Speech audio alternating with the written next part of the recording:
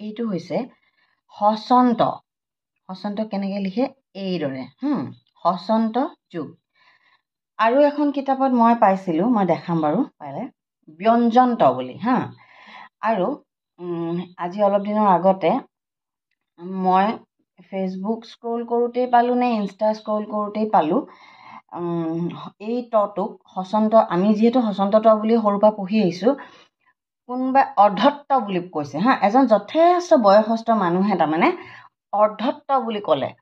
মই মানে কথাটো আচৰিত খালোঁ, কাৰণ মই ইমান দিন আমি অসমীয়া মিডিয়ামত পঢ়িছোঁ, মাহঁতে পঢ়ি আমাৰ মানে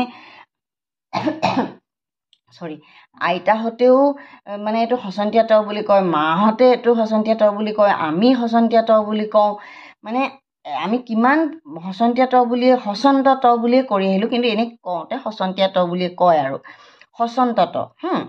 কিন্তু হঠাৎ সেইদিনাখন এজন মানুহৰ এটা সৰু ৰীল পালোঁ, তেখেতে অৰ্ধত্ব বুলি কৈছে, এইটো বোলে দন্তীয়া তৰ আধা, সেইকাৰণে বোলে অৰ্ধত্ব। মই তাৰমানে সেই কথাটো শুনাৰ পৰা, মই এতিয়া যথেষ্ট বয়সস্থ মানুহ, মই একো ক'বও পৰা নাই, একো লিখিবও পৰা নাই, মই খালি এটাই কৈছোঁ যে এইটো আমি হসন্ত বুলি জানো। মই সেইকাৰণে ভাবিলোঁ ক খ খিনিৰ আকাৰ ইকাৰ ৰস্বইকাৰ দীৰ্ঘইকাৰৰ এটা ভিডিঅ' বনাওঁ। কাৰণ কেলৈ কিছুমান বস্তু তাৰমানে ছ'চিয়েল মিডিয়া, আজিকালি মানুহে কিতাপতকৈ ছ'চিয়েল মিডিয়া বেছিকৈ মানে সময় দিয়ে, গতিকে কিছুমান ভুল বাৰ্তা আমাৰ সৰু সৰু ল'ৰা ছোৱালীবোৰে লৈ থাকিলে বৰ ডাঙৰ কথা হ'ব। সেইভাবে মই তেখেতক ক'ৰবাত থাকিবও পাৰে, মই সেইটো নাজানো, কিন্তু মই যিমানখিনি জানো ইমান দিনৰ পৰা, মই হসন্ত বুলিয়ে জানো দেই। কথাটো মই কোৱাৰ কাৰণে বেয়া নাপাবা।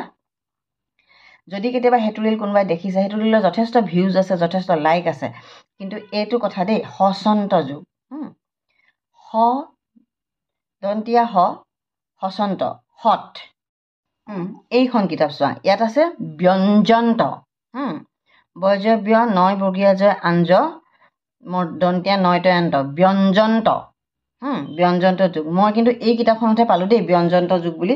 মই কিন্তু ইমান দিনে হসন্ত বুলিয়ে জানো। এইখন হৈছে প্ৰথম পাঠ ৩য় খণ্ড ABDৰ অসম বুক ডিপোৰ।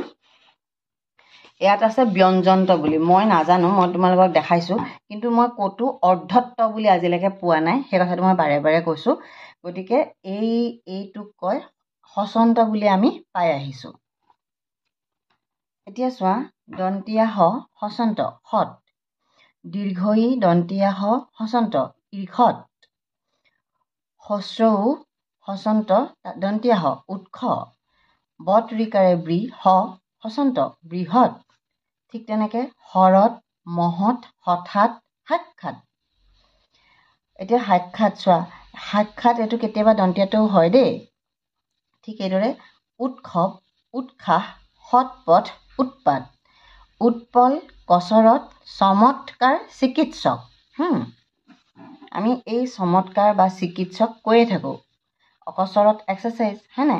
এতিয়া চোৱা, সৎ লোক হোৱা ভাল, অসৎ লোকৰ লগ নল'বা, মহৎ লোকৰ জীৱনী পঢ়িলে বহুত সৎ কথা শিকিব পাৰি, শৰৎ কালত শেৱালি ফুল ফুলে, ঈষৎ মানে অলপ, নিতৌ কচৰত কৰা ভাল, উৎপল মানে ভেঁটফুল, বিহু আমাৰ জাতীয় উৎসৱ, ভাল কাম কৰিবলৈ আনক উৎসাহ দিবা।